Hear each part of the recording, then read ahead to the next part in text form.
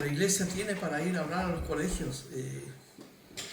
Voy a ir a hablar a Guillermo Rivera, porque yo fui exalumno de ahí. Y ya tuve una oportunidad de estar con ellos. En ese tiempo llevé el diaporama. Así que el director, pucha, un estudiante, qué bueno. Y como ellos valoran que tú hayas seguido estudiando, entonces le ponen color. Así que me pasaron toda una aula en el segundo piso completa. Y estuvimos compartiendo con todos los cuartos medios. Así que, con la ayuda del Señor, les pido la oración porque pretendo ir mañana lunes. Así que con la ayuda del Señor para los jóvenes hoy en día. Bueno, yo quiero decir, ese es un trabajo que están haciendo los comunistas en Chile. En los años 70, cuando yo estaba estudiando y estaba en Allende, uno podía fumar en clase. El mismo profesor te convidaba a cigarro para romper toda una formación que traíamos de la casa. Los profesores mismos sabían que en el patio ahí de Guillermo Rivera, los jóvenes fumando marihuana, al frente los jaivas ensayando, era un caos. Y cambiaron todos los libros de historia para introducir todos los libros de escritores comunistas para cambiar la historia de Chile, para concientizar.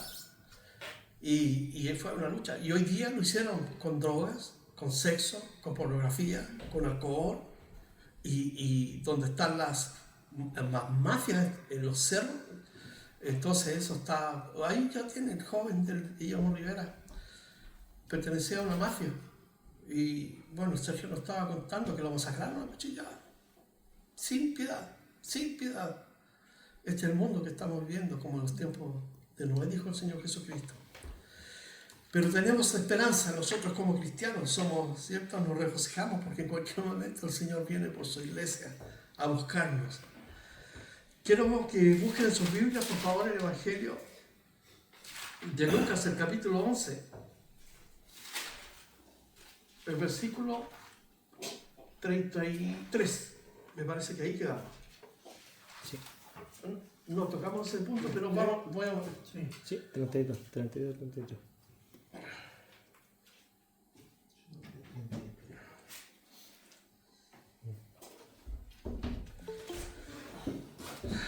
Lucas 11, 32. Estamos estudiando de forma bien detallada el Evangelio de Lucas y para mí es uno de los evangelistas que recopila la información de los evangelios de una manera increíble porque se dedicó a investigar. Él no escribió sobre mitos, él buscó la verdad por medio de los que tuvieron contacto. Lucas no fue un discípulo de Jesús en el sentido como los 12. No estuvo los 3 años con Jesús, no lo escuchó, pero Lucas fue compañero de Pablo, del apóstol Pablo, pero tuvo contacto con Mateo, tuvo contacto con los discípulos y él recopiló la información entonces de primera mano. Y aquí estamos nosotros examinando la vida y el ministerio de Jesús. Jesús está siendo confrontado, acosado por los fariseos, los saduceos, los escribas, porque Jesús representa para ellos un peligro. Jesús para ellos es una blasfemia. Cuando Jesús va al templo a Jerusalén, Jesús reivindica la presencia de Dios en su persona más que en el templo. Y eso fue una bofetada para los fariseos, los saduceos, porque ellos adoraban el templo. Ellos tenían una fascinación con el templo. De hecho, Jesús, sentado en el monte de los olivos, ¿cierto? Cuando sus discípulos se acercaron y le dijeron, mira, ¿ves ese hermoso templo? ¡Qué maravilla! Jesús les dijo, les digo, no va a quedar piedra sobre piedra. Entonces Jesús representaba un peligro abierto y serio para la religión del primer siglo. Estamos hablando del año 30, hace 2000 años atrás, cuando la religión era la que cubría la vida ordinaria de las personas. Ellos vivían por religión. Y más aún siendo, entre comillas, el pueblo de Dios que esperaba la promesa. ¿Saben? Hubieron personas contadas con los dedos que reconocieron en Jesús que era el Mesías. ¿Se recuerdan? Simón, el hombre anciano, cuando Jesús fue presentado, y él fue y dice que Dios le había prometido que no partiría de esta vida sin que él viera al Mesías, y él vio al Mesías. La mujer, la profetisa, ¿se recuerdan? Cuando vio al niño también, ellos fueron los que esperaban la promesa de Dios, pero los fariseos que tenían su poder en las sinagogas, los saduceos que tenían su poder en el templo, y los escribas que eran los doctores de la ley que enseñaban, conociendo las escrituras, ellos no aceptaron ni reivindicaron las promesas y profecías que apuntaban en la persona de Jesús, porque ellos no querían eso. Y Jesús aquí está compartiendo con ellos. Jesús no está enojado con ellos, pero Jesús destapa, saca su hipocresía, ¿cierto?, a la luz y nos deja de condenar el pecado. Pero Jesús no lo hace de forma airada ni enojada. Simplemente Jesús los expone por la propia palabra, porque la palabra de Dios es como una espada que corta nuestro corazón. Y cuando nosotros vamos con un corazón sincero, la palabra de Dios entonces comienza a mostrarnos las cosas que Dios quiere cambiar en nuestro corazón. Jesús les acaba de decir a ellos que Jonás, ¿cierto?, había ido a predicar y dijo, y aquí hay uno mayor que Jonás. La reina de Saba fue a ver a Salomón, que es Etiopía, fue a ver a Salomón y dijo, y aquí hay uno mayor que es Salomón. Jesús había sanado a un hombre ciego, sordo y mudo, y lo culparon de que estaba actuando por el poder del demonio. Pero Jesús ha comenzado, ¿cierto?, a tocar la fibra y decirles que por la incredulidad que hay en ellos, así como la reina de Saba va a condenar a su generación y los ninivitas a la generación, ¿cierto?, porque ellos aceptaron el mensaje, creyeron en la palabra de Dios, se van a transformar entonces en testigos del juicio y condenación de esa generación. Así también Jesús y la propia iglesia se va a transformar en testigo de cómo el mundo va a ser condenado por haber rechazado a Jesucristo. Ahora en el versículo 33, Jesús le dice, nadie pone en oculto una luz encendida, ni debajo de un almud, que era una especie de jarrón que tenía una capacidad de 8 o 9 litros. O sea, no se esconde la luz, sino en el candelero se pone para que los que entran vean la luz. Y vimos en el Evangelio de Juan que Jesucristo dijo, yo soy la luz del mundo. Y esto, ¿saben qué? Cuando Jesús lo dijo en el templo, donde estaba la menorá, que es la lámpara, ¿cierto?, gigante con los 9 brazos. Dijo, yo soy la luz del mundo. Entonces, eso fue de verdad como aquí en el ojo a ellos. ¿Por qué? Porque ¿cómo era posible? Si el templo era, ¿cierto?, el santuario de Dios, la presencia de Dios, ¿cómo este hombre que viene de Galilea era capaz de usurpar, ¿cierto?, el poder del templo y trasladarlo hacia su persona? Pero bien, eso es lo que quería Jesús, que creyeran en él. En Jesucristo, cuando fue bautizado, vino la voz del cielo que dijo, este es mi hijo amado, en él tengo complacencia. Cuando Jesús fue se transfiguró, Dios dijo, a él oíd. Y aquí tenemos a Jesús siendo la luz, pero la luz, ¿cierto?, quiere ser apagada, ellos quieren asesinarlo. Y aquí Jesucristo usa una metáfora, dice, lámpara del cuerpo es el ojo. Cuando tu ojo es bueno, también todo tu cuerpo está lleno de luz. El ojo en sí mismo no es fuente de luz, es la ventana por donde entra la luz. ¿A dónde entra la luz? Aquí metafóricamente Jesús está hablando del corazón, que cuando la luz de Cristo, su palabra, entra en nuestro corazón, entonces hay una revolución y Dios transforma nuestro ser. Y como todo nuestro ser interior está bueno, por fuera, entonces los frutos que vienen, los frutos de justicia, son una consecuencia de esta relación. Entonces dice aquí, cuando tu ojo es bueno, cuando tu corazón también es bueno, todo tu cuerpo está lleno de luz. Pero cuando tu ojo es malo, también tu cuerpo está en tinieblas. Cuando un corazón no ha sido cambiado y transformado, no le puede llegar la luz de Cristo, porque no quiere. Y aquí, fíjense que esta metáfora Jesús la está relevando y se la está dirigiendo hacia ellos. Porque aquí, ¿quién está? están las multitudes, están los fariseos, están los escribas, y Jesús le está diciendo a ellos, si tu corazón o tu ojo es maligno, todo tu ser es maligno. Entonces lo que les está diciendo, ustedes no son capaces, no quieren recibir la luz, porque les encanta vivir en las tinieblas que están allí. Por eso que su fruto es amargo, su fruto es un fruto que no agrada a Dios, es tinieblas. Y ellos se contentaban con vivir bajo la religión, la parte externa de la religión.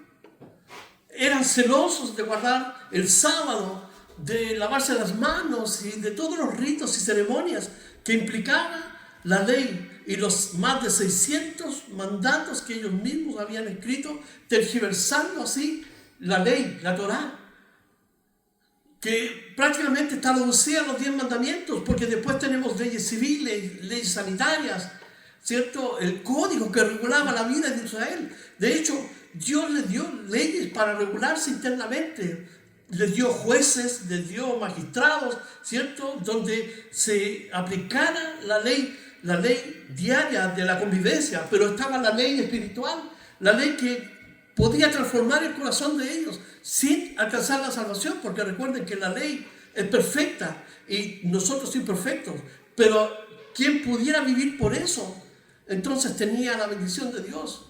No tener dioses ajenos, no adorar imágenes, honrar a los padres, no codiciar, no ser envidioso, no tomar la mujer de su prójimo. En fin, todas estas leyes que eran de verdad venidas de Dios y que marcaban la diferencia entre Israel y los pueblos paganos, porque ellos adoraban a Moloch, a Baal, quemaban sus hijos, sacrificaban sus hijas, ¿cierto? En honor a sus dioses, que era un culto al demonio. Pero aquí Israel, en este punto, debiera haber aprendido una lección de todo el tiempo que estuvo exiliado, pero ellos no quisieron aprender, se aferraron a una tradición extremadamente irritante, pero no flexible, a tal punto que Jesús tiene que decir que ellos están en tinieblas. Del versículo 35 les dice, mirad pues,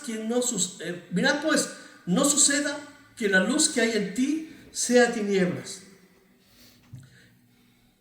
El cristianismo o los cristianos muchas veces, algunos viven bajo una falsa seguridad. Muchas personas piensan que porque van a la iglesia o simplemente leen la Biblia, está todo consumado para con Dios. Pero Jesucristo dijo que el reino de los cielos se hace fuerte y solamente los valientes lo arrebatan. Esto implica que un cristiano, una cristiana, debe vivir en una relación diaria con Dios personal, donde la luz de Cristo ilumina su corazón, su mente, y lo que vive por fuera, en lo externo, es un reflejo de la obra del Espíritu Santo que conocemos por los frutos, ¿cierto?, que enseña el apóstol Pablo en el libro de los Gálatas. Amor, paz, benignidad. Entonces, hay una relación directa. Cuando tú vives para Dios en obediencia, respecto de la clase de vida, cómo te manifiesta exteriormente, hay una relación directa. Porque cuando tú no vives para Dios, tu corazón está desajustado de la palabra, entonces el fruto que tú vas a mostrar va a ser un fruto amargo. La gente, muchas se confían en esa falsa seguridad de que van a la iglesia, leen la Biblia o que oran de repente. Pero la vida cristiana es un permanecer constante en Jesucristo. Jesús dijo, yo soy la vid, vosotros sois los pámpanos. El que en mí permanece lleva fruto. Por lo tanto, cuando la luz llega a mi corazón, entonces mi cuerpo en lo exterior se manifiesta ese fruto de esa relación personal con Dios.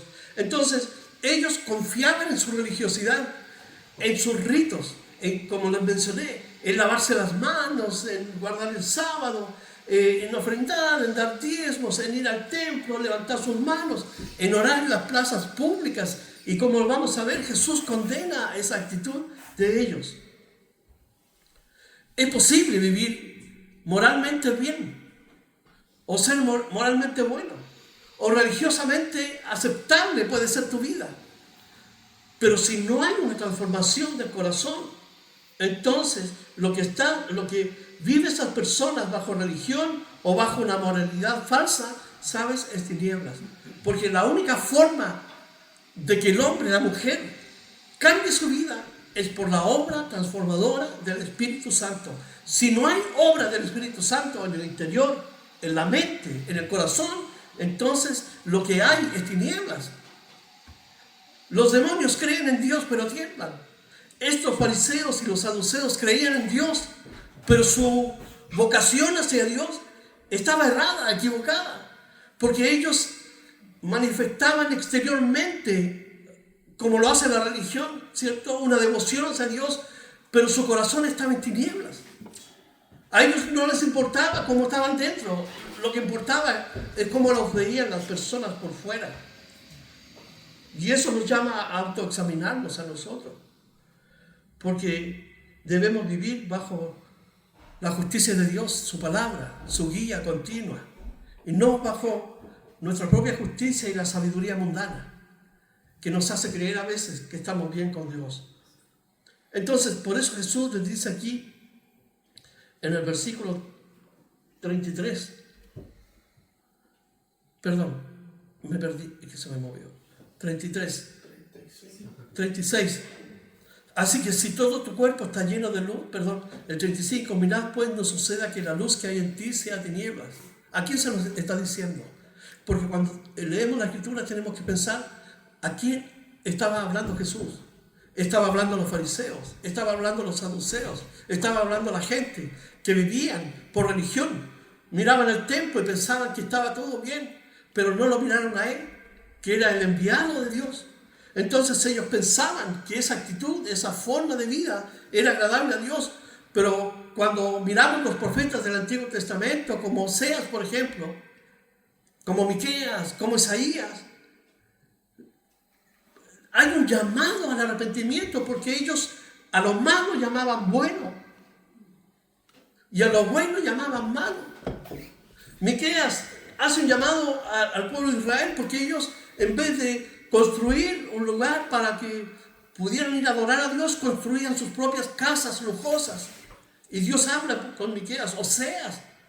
Oseas, Dios lo hace casar con una prostituta para mostrar que Israel estaba prostituido, separado de Dios, y Dios entonces se separa de Israel. Por eso que van al exilio. Entonces, en ese mismo tiempo, el corazón de Israel no ha cambiado. Eran tinieblas. Jesús es la luz que vino al mundo, pero los hombres amaron más las tinieblas que la luz. Nos dice el capítulo 1 del Evangelio de Juan. Así que si todo tu cuerpo está lleno de luz, no teniendo parte alguna de tinieblas, será todo luminoso, como cuando una lámpara te alumbra con su resplandor. Es decir, si tú estás en una relación personal con Dios, tu vida va a manifestar la esencia de esa relación por medio de la forma en que tú hablas, por medio de la forma que tú vives y por medio de la forma en que tú te relacionas con Dios cada día. Tú cada día estás enamorado de Dios. Lo amas con todo tu corazón, y por eso que cada día te presentas delante de Él. Escuchas o lees su palabra y tomas su palabra para que ilumine más tu corazón, para que Él te guíe.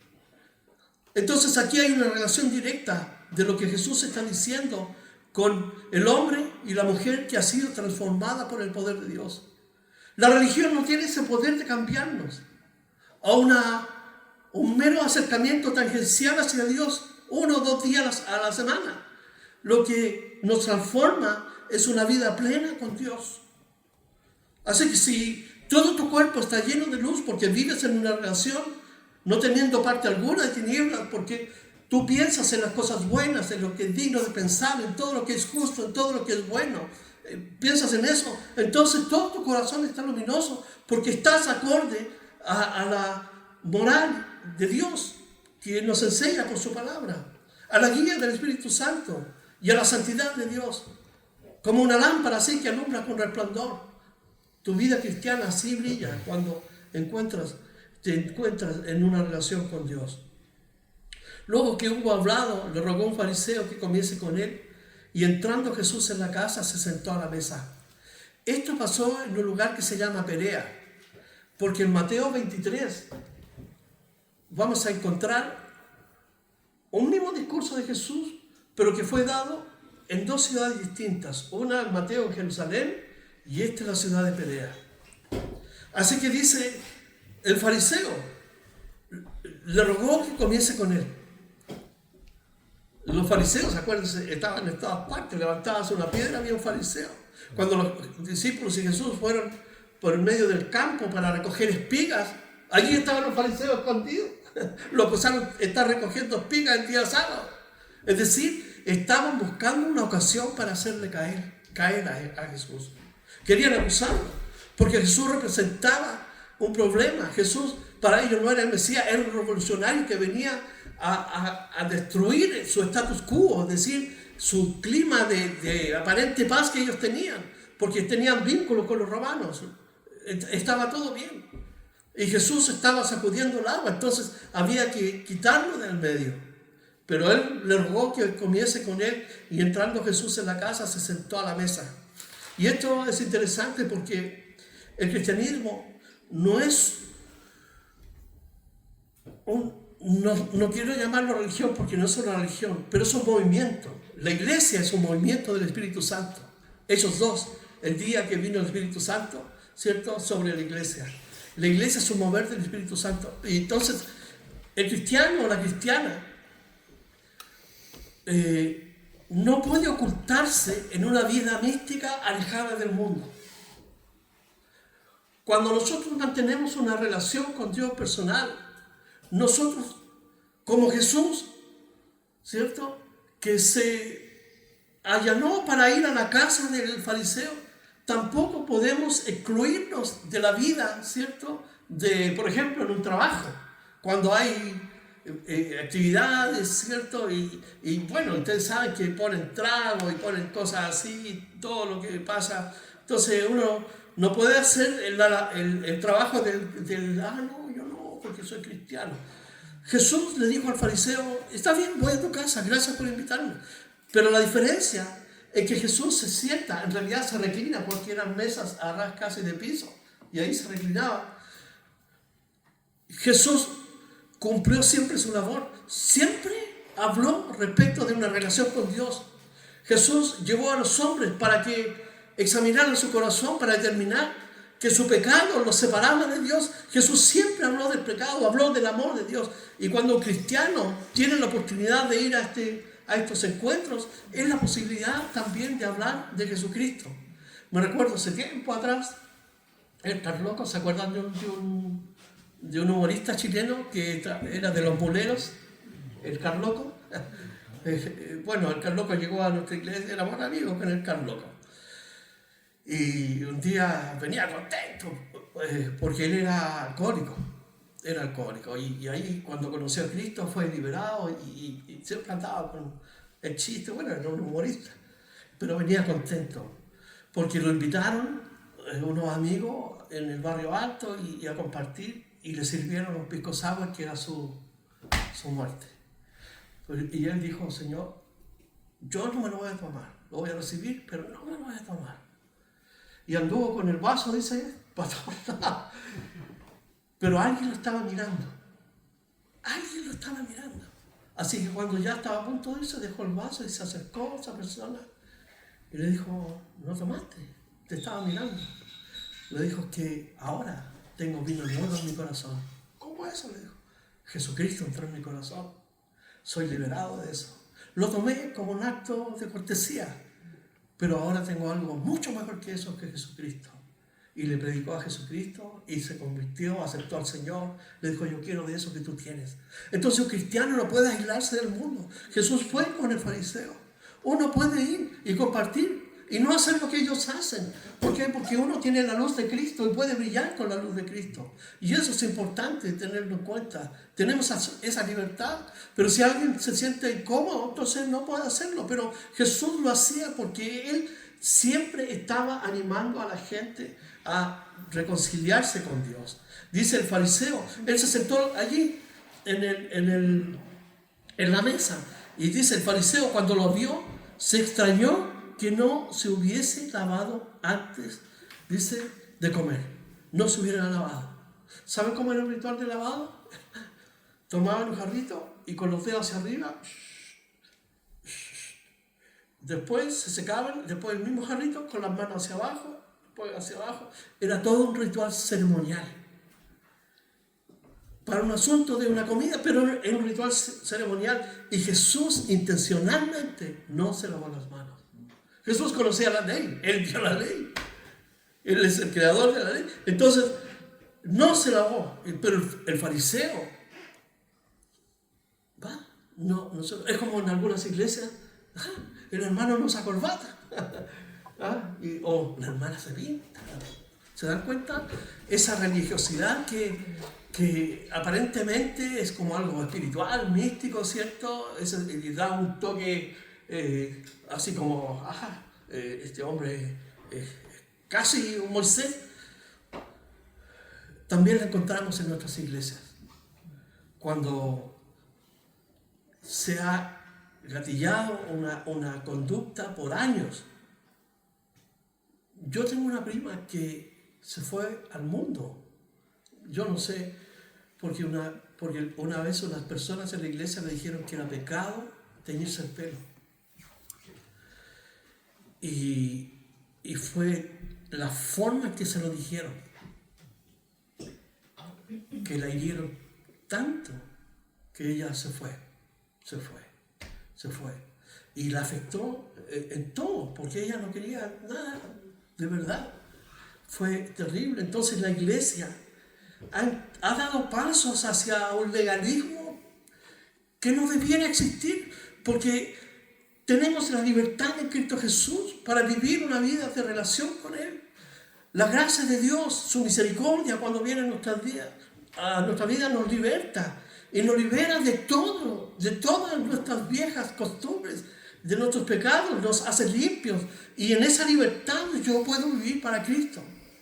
Y de verdad, entonces este fariseo estaba tan atrapado en sus costumbres, en su religiosidad, que cuando Jesús no se lavó la mano, porque Jesús era judío y lo tenían por rabí, recuérdense que la misma gente decía, es un profeta, entonces no se lavó las manos. Pero el Señor le dijo, en el versículo 39, ahora bien, le dijo, vosotros los fariseos limpiáis lo de afuera del vaso y del plato, pero por dentro estáis llenos de rapacidad, dice, y de maldad. Rapacidad y maldad. Aquí Jesús lo confrontó directamente. Ustedes por fuera limpian todo, exteriormente se ven bonitos, usan esos trajes, ¿cierto? Van a las plazas y se lavan las manos, pero por dentro están llenos de rapacidad. Y la palabra rapacidad significa avaricia y explotación. Ustedes son explotadores, se enriquecen a costa de la gente, pero además son avaros y utilizan su propia religión como fuente de ganancia y poder sobre la gente para tomar control. Por eso hacen estas cosas externas. Y en cuanto a la maldad, Jesús denuncia la apariencia. Era una apariencia de santidad. Ellos creían que haciendo esas cosas eran santos para Dios. Pero la santidad consiste en que somos separados para Dios. La palabra significa separados para Dios, para su uso. Dios nos usa, Dios nos quiere para Él exclusivamente. Y Jesús dijo, Padre, no te pido que nos saques de este mundo, pero que los guardes del mal. Estamos en este mundo, pero no somos del mundo. Somos contracultural, contracorriente, como los salmones, que navegan contra la corriente para ir a su fuente, a su origen, para desovar. Y nosotros navegamos contra la corriente, somos contracultural. ¿Por qué? Porque nosotros abrazamos y tomamos los principios de Dios, y este mundo no quiere a Dios. Este mundo quiere vivir bajo religión, pero su corazón está en tinieblas. Quieren vivir por ritos externos, pero su corazón no ha sido transformado por Dios. Y esta gente religiosa muestra los frutos de su vida. Son peleadores, son, como dice la Escritura, ¿cierto? avaros, deshonestos, mentirosos, ladrones, fornicadores, adúlteros, en fin, toda una lista de calificativos que usa la palabra de Dios para hablar de ellos. Dios los ama, pero no ama su pecado. Y Jesús aquí directamente le dice, ustedes son avaros, ustedes son rapaces, están llenos de maldad. Porque por fuera pueden verse limpios, pero por dentro están todos sucios, llenos de tinieblas. Les dice aquí, necios, el que hizo lo de afuera, ¿no hizo también lo de dentro? Y aquí Jesús habla de esta integralidad que hay entre el hombre interior y el hombre externo. Somos cuerpo, alma y espíritu. Los judíos pensaban cuerpo y espíritu. Pablo dice cuerpo y alma y espíritu. Pero lo que Jesús les está diciendo aquí, que si ellos están tan interesados en guardar la parte de afuera, el cuerpo, lo cual el apóstol Pablo habla en 1 Corintios, que dice que nosotros como cristianos debemos cuidar nuestro cuerpo porque es templo del Espíritu Santo. Pero la parte más esencial es la del corazón. El apóstol Pablo nos dice que lo más esencial es el hombre interno. Entonces, lo externo no importa. Lo interno sí es lo valioso. Por eso él le dice en el versículo 40, el que hizo lo de afuera, ¿no hizo también lo de adentro? Es decir, el que hizo tu cuerpo, ¿no hizo también tu corazón, tu alma, tu espíritu? ¿Por qué le dan tanto valor a lo de afuera? Cuando lo más importante es el corazón. Una de las cosas que las Escrituras habla mucho en Proverbios, en los Salmos, dice que del corazón mana la vida. Dios estaba cansado de sacrificios, de machos cabríos, de todo eso, porque eso era religiosidad. Dios quería el corazón de Israel. Dios quería el corazón. Fíjense una cosa interesante. Más o menos 60 años después que Jesús resucitó y subió al cielo, más o menos 60 años, al año 100 más o menos, cuando Juan escribe el Apocalipsis, en el capítulo 2 y 3, Juan escribe a 7 iglesias. Y ya las 7 iglesias, 60 años después, ya se estaban corrompiendo. A los de Éfeso les dice, tengo contra ti que has dejado tu primer amor.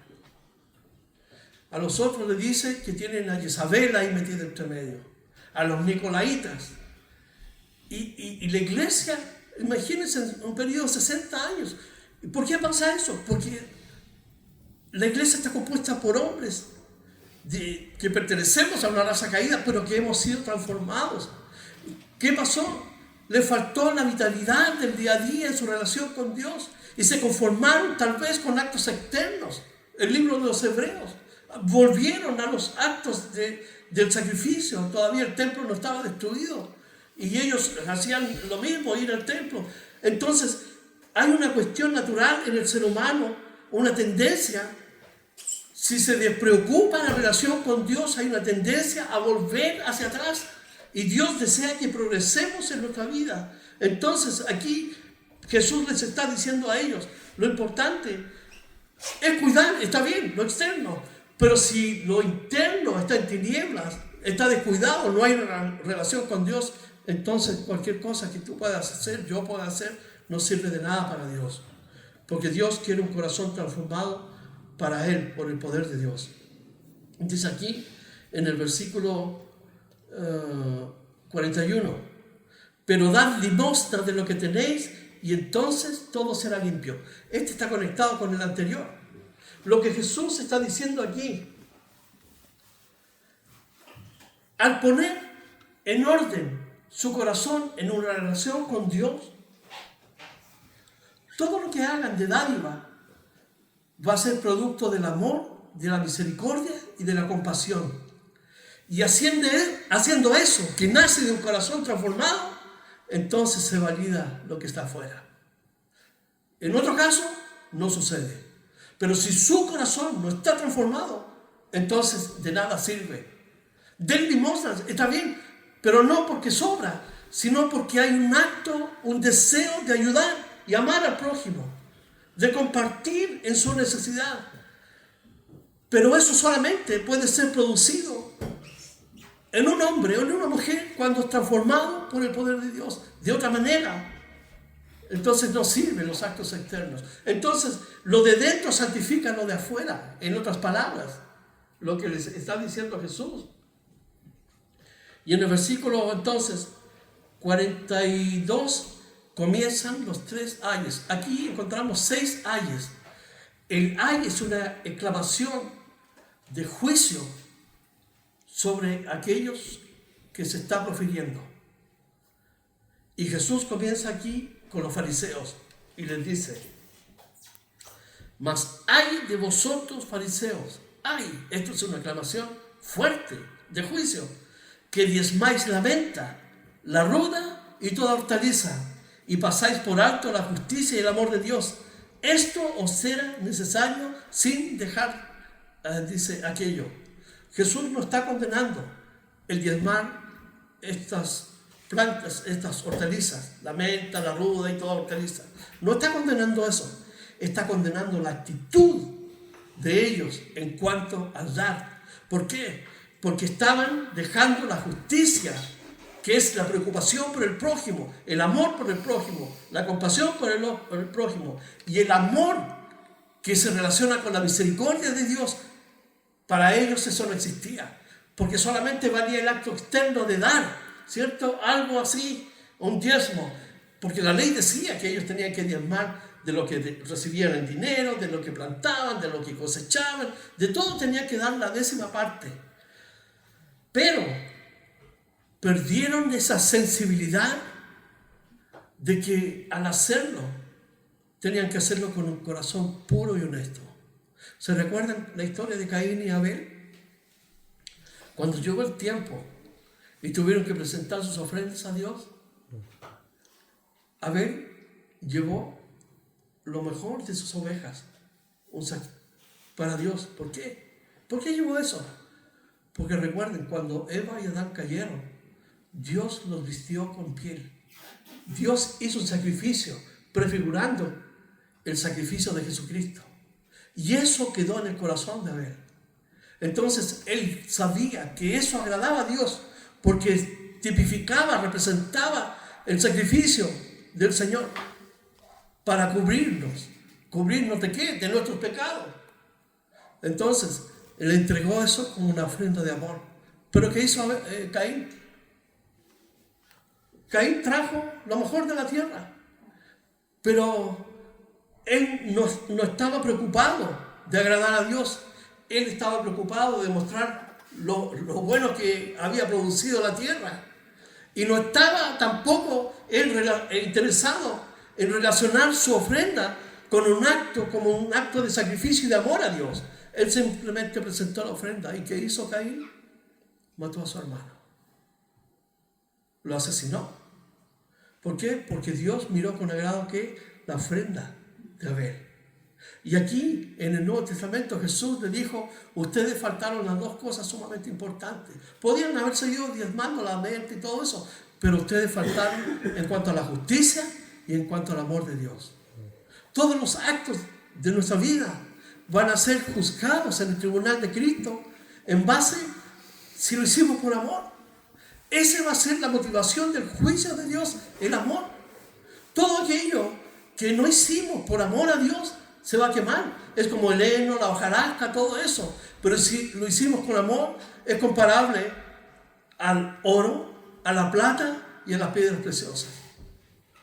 Pero estos, Jesús le dice, era necesario seguir diezmando, pero con amor, con la justicia, ¿cierto? Viendo la necesidad del prójimo. Y era necesario, sin dejar de hacer las 2 cosas, pero le faltaba esta. Por eso, ¡ay de vosotros fariseos! ¡Ay! Es un juicio. En Mateo 7, Jesús dice a los que se presentan ante Él y le dice: Señor, en tu nombre sanamos, en tu nombre hicimos milagros, en tu nombre ofrendamos, construimos templos, en tu nombre hicimos, ¿cierto?, cualquier cosa. Y Dios les va a decir, Jesucristo mismo les va a decir: no los conozco, no los conozco, apártense de mí. ¿Por qué? Porque le faltó justicia, le faltó amor. No estaban interesados en rendir sus vidas a Dios, ellos estaban más interesados en el culto a la persona, en el honor a la persona, en el culto a la denominación, a las cosas que ellos tenían, más que al Dios que da todas las cosas y las hace posibles. Por eso Jesús nos va a condenar. Y aquí, en el versículo 43, dice aquí: ¡ay de vosotros, fariseos, que amáis las primeras sillas en las sinagogas y las salutaciones en las plazas! Las sinagogas tenían en el frente una forma de silla semicircular, y ellos le encantaba que llegaran las personas y los saludaran. ¿Cómo está mi rabino? ¿Cómo está mi maestro? Mi rabino aquí, mi rabino allá, y en las plazas, ahí está mi rabino, mi rabino. ¿Saben que este es el culto a la personalidad, el culto al pastor, el culto al líder? Y lo encontramos hoy en día. ¿Cuántas iglesias se derriten en el culto al líder, en el culto al pastor? Y podemos citar ejemplos toda la mañana del culto a la personalidad del pastor. Mi pastor, mi pastora, mi obispo, mi obispa. Y mi avispa también. Pero estos estaban más interesados en eso. Es decir, el enfoque que llenaba sus vidas era hacia ellos y no hacia Dios. La responsabilidad que ellos tenían era conducir a las personas a honrar a Dios. Pero ellos recibían la gloria. Dios no comparte su gloria con ningún hombre. Por eso dice: ¡ay de vosotros! ¡Ay de vosotros! ¡Qué increíble! En Hechos 20, Pablo dice: no he rehuido de anunciaros todo el consejo de Dios. Vean ese pasaje, el discurso de despedida de Mileto de Pablo. El apóstol Pablo fue y predicaba, dice, por las plazas, en las calles, casa por casa, anunciando todo el consejo de Dios. Y en Filipenses, el capítulo 3, dice: yo, fariseo de fariseos, de la tribu de Benjamín, fariseo de fariseos, pero al extremo. O sea, doblegaba a estos, pero los triplicaba exponencialmente. Pero dijo, todo lo que consideraba yo en un momento como algo digno de mostrar a la gente, lo tengo por basura por el amor a Jesucristo, por amor a Jesús. Y Jesús mismo, siendo Dios, se hizo siervo y se humilló a sí mismo. Pero mira aquí en los hombres queriendo la gloria de Dios, tomar la gloria de Dios, la honra de los hombres. Y tenemos iglesias hoy en día donde hay un culto, una veneración a los hombres. Por eso que Dios va a traer juicio también sobre la iglesia. Dice aquí en el versículo 44, ¡ay de vosotros, escribas y fariseos hipócritas! De ahí viene la palabra actor. La palabra es interesante porque Lucas escribe en griego, está escribiendo en el griego koiné, que era el idioma común de aquel tiempo. Y también el mundo estaba influenciado por el mundo griego, especialmente por el teatro y la cultura y los filósofos. Y los actores de aquel tiempo representaban la vida con máscaras. La alegría, la felicidad, el enojo, la tristeza, todo con máscaras. Y Jesús le está diciendo, ustedes son unos actores, utilizan máscaras para engañar y seducir a la gente. Se vuelven ricos a costa de la gente, toman poder, ¿cierto?, sobre la gente, les gusta que los adoren, ¿cierto?, son vanidosos. Y Jesús le dice, entonces ustedes son unos hipócritas, son unos actores de primera mano. Dice que sois como sepulcros que no se ven y los hombres que andan encima no lo saben. Lo que Jesús le está diciendo, ustedes son tan perversos delante de Dios, sus vidas son tan contaminantes que no alcanzan a percibir, ¿cierto?, su maldad, y la gente que tiene contacto con ustedes se contamina con ustedes. Porque ellos ni siquiera saben que están hablando con gente perversa. Jesús lo compara a sepulcros. En el Antiguo Testamento, en Números, dice que, en 19, dice que si tú tocabas un muerto, quedabas impuro por 7 días.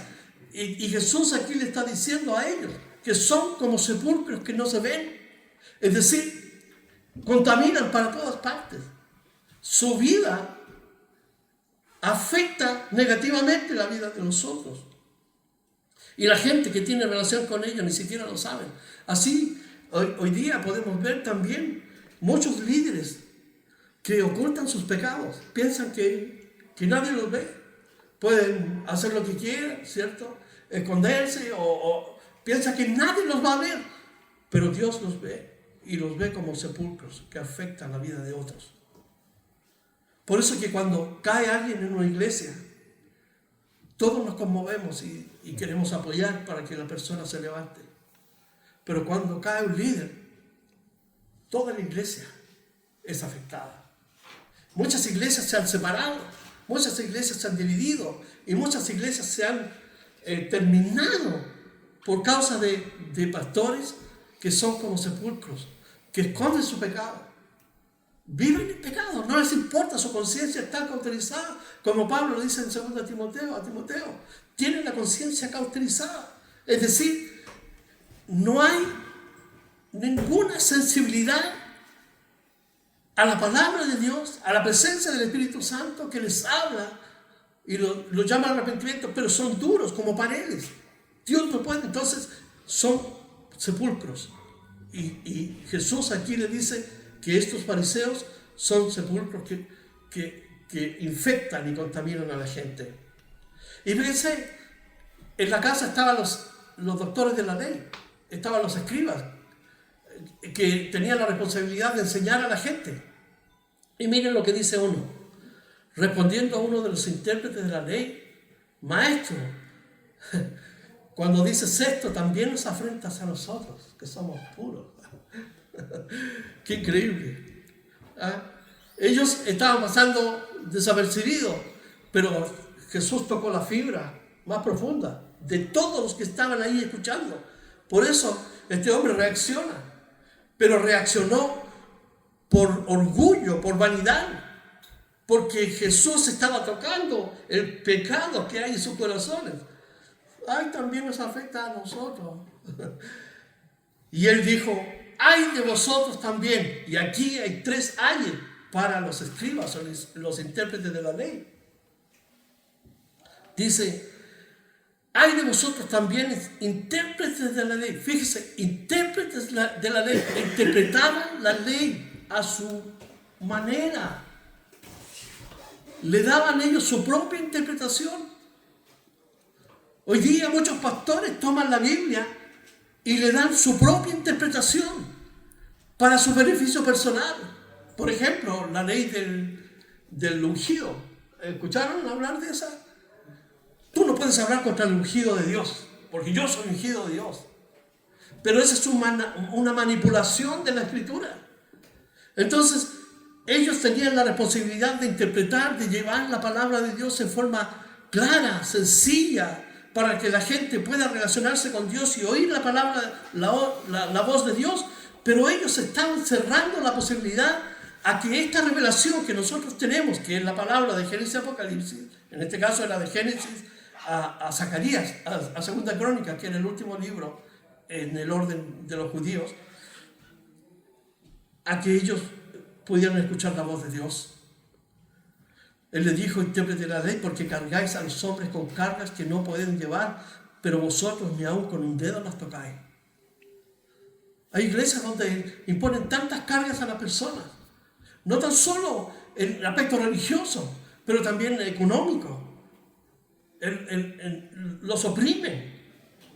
Pero ellos, muchos líderes, no hacen nada. Entonces, estos cargaban a los hombres, pero ellos ni siquiera, en la interpretación que hacían, ellos la vivían. Y esa es una hipocresía. Porque tú tienes que ser consecuente, tenemos que ser consecuentes con lo que decimos y enseñamos. Ay de vosotros que edificáis los sepulcros de los profetas a quienes mataron vuestros padres, de modo que sois testigos y consentidores de los hechos de vuestros padres, porque la verdad ellos los mataron y vosotros edificáis los sepulcros, tal cual. Pero ni siquiera ahora son capaces de escuchar aquí a Jesús, el profeta, que les está hablando. Son culpables porque reconocen que sus padres mataron a los profetas, les hacen monumentos a los profetas, pero no quieren escuchar a Jesucristo, que les está hablando la palabra para ser transformados. Por lo tanto, se transforman igual que sus padres. el asesino de profetas. El versículo 49 dice, por eso la sabiduría de Dios también dijo. Este es un pasaje interesante. Quiero que busquen en Mateo 23, 34. Y lo que estamos con este Mateo 23, 34.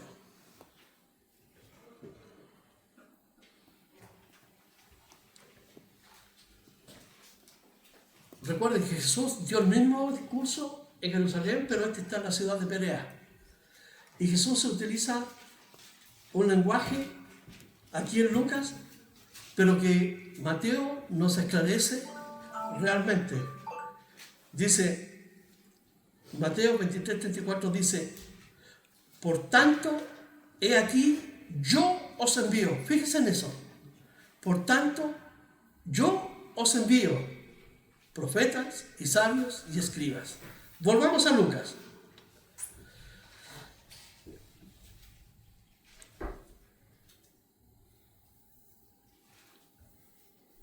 El 49.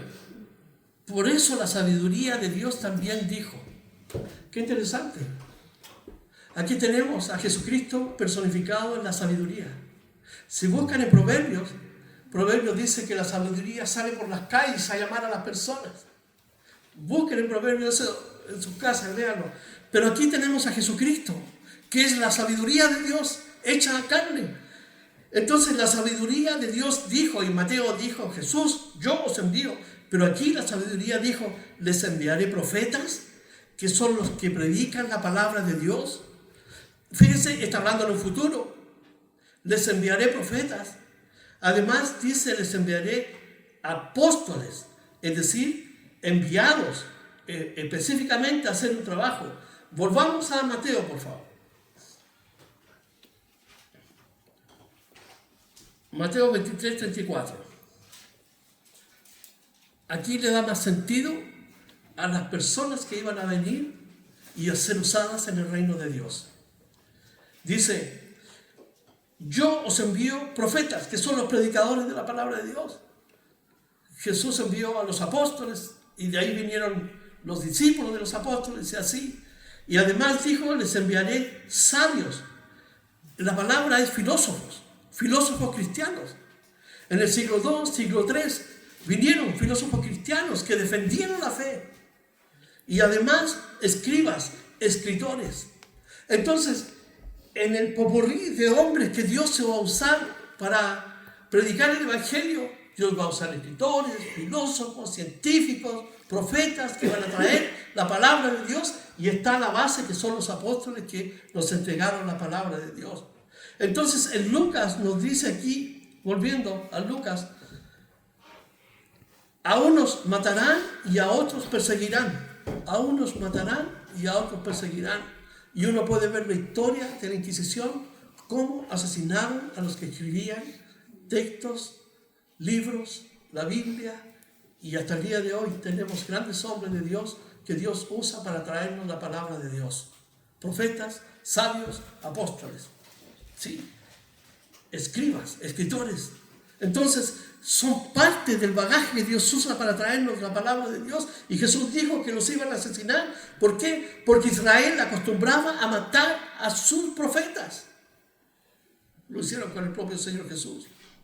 Entonces dice aquí, el 50, para que se demande de esta generación la sangre de todos los profetas que se ha derramado desde la fundación del mundo, desde la sangre de Abel hasta la sangre de Zacarías, que murió entre el altar y en el templo. Sí, os digo que será demandada de esta generación. En el orden de los judíos, Segunda de Crónicas era el último libro del Antiguo Testamento. Es el último libro en el orden de los judíos, porque ellos ordenaban su Biblia así: la Torá, o sea, la Tanaj, que es la Torá. Después vienen los Nevi'im, que son los profetas mayores, y los 12 menores, no que sean menores, sino porque sus escritos son más cortos. Y después vienen los Ketubim, que son los escritos. Y el último escrito es Segunda de Crónicas. Entonces Jesús, fíjense lo que hace aquí. Todos aquellos que rechazan la Biblia, que dicen no, que fue escrita por hombres, Jesús eleva la Escritura a un valor de inspiración porque reconoce desde el Génesis hasta Segunda de Crónicas, pasando por todos los libros que tenemos nosotros del Antiguo Testamento. Jesús dijo que todos los que han asesinado profetas desde Abel hasta Zacarías, eso lo encuentran en Segunda de Crónicas 21, lo mataron. Los mismos hombres de un rey perverso, allí entre el templo y el altar, lo asesinaron con una espada. Entonces, todos los mártires de todas las épocas, Jesús va a reivindicarlos y va a condenar a aquellos que los han asesinado, inclusive a nuestros hermanos que están asesinando aún hoy día en Siria, en África, en Corea del Norte, en China, en Colombia. Miren, el jueves estuve hablando con un pastor colombiano y me dijo, está pasando aquí algo que no está saliendo a ninguna parte. Luis me decía, están quemando todas las iglesias. A través de Pedro y todo este movimiento, están quemando templos, están quemando casas donde se juntan los cristianos. Aquí en Colombia me dijo, ahora está pasando eso. A nosotros nos entraron a robar, nos dejaron, dijo, la escoba en el templo.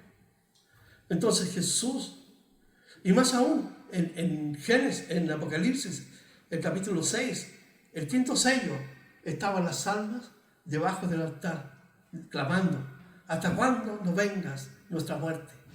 Y Jesús le dice, los consuela, descansen, porque aún tienen que venir más hombres y mujeres que van a sufrir por causa de Cristo. Entonces Jesús le está diciendo, ¿ustedes mataron a los profetas? ¿No quieren oír a uno más grande que los profetas que está ahí? Al Hijo de Dios, más que Jonás, más que Salomón, la luz del mundo. Aún así, Jesús dijo, voy a demandar de ellos. Entonces dice aquí en el versículo 52, ay de vosotros intérpretes de la ley, porque habéis quitado la llave de la ciencia, del conocimiento. Vosotros mismos no entrasteis y a los que entraban se los impedisteis.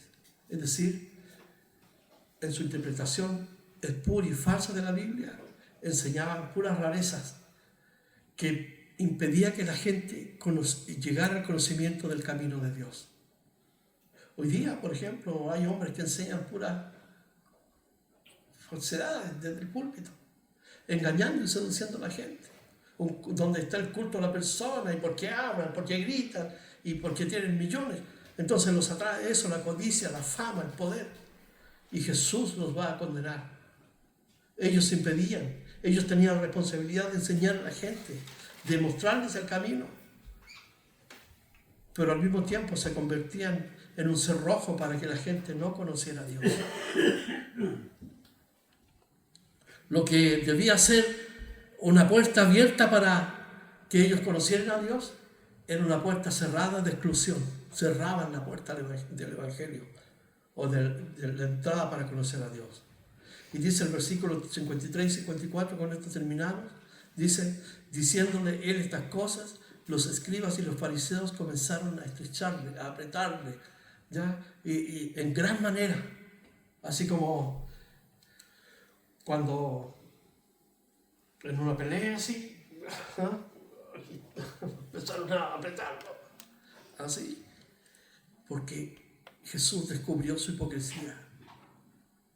Y miren, la iglesia está llamada a vivir una vida recta. Por eso que es importante que nosotros tenemos que arrepentirnos cada día. ¿Por qué? Porque de esa forma estamos preparados para el momento en que Jesucristo venga a su iglesia. Pero si un cristiano, una cristiana vive exteriormente mostrando, ¿cierto?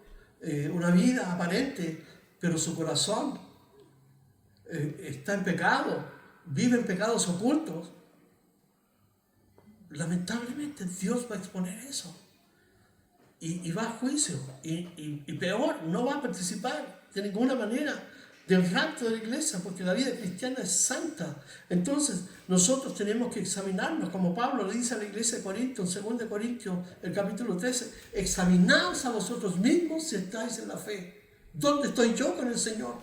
¿Qué clase de fruto está dando, cierto, mi vida externa? Porque yo puedo simular ser cristiano, pero por dentro estoy en oscuridad. Entonces, pero si la luz de Cristo está en mi corazón, en mi mente, vivo en una relación constante, diaria con Dios, eso se va a reflejar en mi ser externo, en mi forma de hablar. Ya si antes gritaba, ya no voy a gritar, ahora voy a hablar, ¿cierto? Con amor, con benignidad, como enseña la palabra, mostrando el amor de Cristo en mi corazón. No significa que vaya a andar flotando en el aire, pero mi vida tiene que ser transformada por Dios. Ese es el requisito para entrar al reino de Dios. Jesús le dijo así a Nicodemo: si tú no naces de nuevo, Nicodemo, a un religioso, parte del gobierno de Israel, del Sanedrín, de los hombres más importantes de Israel, le dijo: si tú no naces de nuevo, no puedes ver el reino de Dios. Y yo creo que por mucho tiempo, la iglesia ha vivido especulando, ¿cierto?, respecto de su espiritualidad y viviendo una vida falsa, una falsa cristiandad. Mira la iglesia como está hoy día, separada, pastores no quieren hablarse. Un pastor el otro día me habló y me dijo: mira, fui a una reunión, me invitaron porque iban a hacer una actividad con ocasión que viene Daddy Yankee, ¿cómo se llama? Viene Daddy Yankee a predicar a la Quinta Vergara ahora en noviembre. Pero ahí estaban dos que no podían hablarse. Y le dije: ¿y se hablaron? No, digo, uno estaba con cara de perro y el otro estaba así. ¿Se dan cuenta? Pero van a la iglesia, todo es brillo, todo es oro, todo es oropel, todo es luz. Dios quiere acabar con esa hipocresía de su iglesia. Pero principalmente en nosotros, ¿qué nos atañe? Que nuestra vida externa tiene que reflejar lo que yo digo ser en mi corazón. Porque a Dios no lo puedo engañar. Yo no me puedo engañar. El peor ciego es que no quiere ver su propia realidad. Y nosotros, ¿por qué digo esto? Porque estamos viviendo días difíciles y el rapto de la iglesia viene en cualquier momento. Y si alguien se queda, olvídense lo que van a vivir. Por lo mismo, debemos cada día humillarnos delante de Dios en forma personal. Cada uno sabe. Y vivir esa frescura del Evangelio que nos transforma día a día. No de memoria, pero con nuestro corazón transformado por Dios. Vamos a orar. Padre, gracias por este día, por tu amor, por tu palabra, Señor. Sin duda que es un desafío para nosotros que somos tan limitados, Señor. Y débiles también, Señor, lo reconocemos delante de ti. No somos los grandes hombres perfectos, pero te amamos, Señor, y en nuestra imperfección queremos, Señor, decirte que te amamos y que queremos vivir para ti, Señor, con toda nuestra fuerza, con todo nuestro ser, especialmente el tiempo que estamos viviendo, Señor, tiempos difíciles. Señor, oramos en el nombre de Jesús, Señor, que tu Espíritu Santo pueda seguir trabajando en nuestra vida, que nuestra conciencia esté sensible al toque de tu voz, de tu palabra, para cambiar las cosas que tú quieres cambiar, Señor, y que no te gustan de nosotros. Que podamos agradarte, Señor, viviendo en el Espíritu, viviendo, Señor, en santidad, viviendo rectamente, reconociendo que somos limitados, pero que con tu ayuda, Señor, seguimos avanzando en esta vida día a día, Señor. Además, Señor, es decir, las luchas que tenemos con este mundo, con lugares también de trabajo, Señor, en fin, tantas cosas, Señor, pero tú eres nuestra guía, eres quien nos da la fuerza para vivir y ser fuertes en un mundo, Señor, que se cae, Señor, a pedazos. En el nombre de Jesús oramos, que tú nos bendigas, que nos des el poder de tu Espíritu para vivir cada día, Señor, mientras tú vienes por tu pueblo. En el nombre de Jesús, amén. Vamos